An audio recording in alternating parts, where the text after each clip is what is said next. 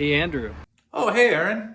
Alex writes, and he said that he had a freelance contract cut about a month and a half short of what they talked about, and he does not have a kill fee in his contract. What should he do about that? For folks who don't know, a kill fee is something you can have written into a contract for a longer term gig that says, if you all end it before the agreed upon time, I get a certain amount of money because I've allocated this time and I've turned other work down.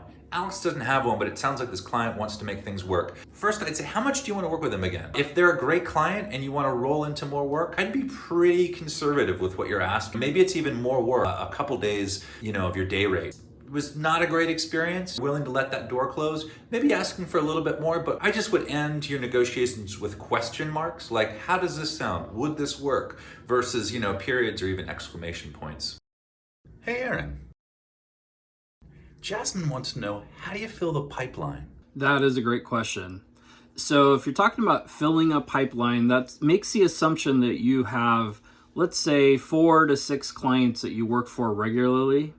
So when you're booked on 1 or 2, one thing that I love to do is to reach out to the other 4 or 5 clients that you work with semi-regularly and just let them know that you're booked and when you'll be available next. Another thing that's great to do is just to check in with the people that do hire you and just see how they're doing, and don't actually ask for work, but just check in and keep a good flow of communication and a good relationship going with them.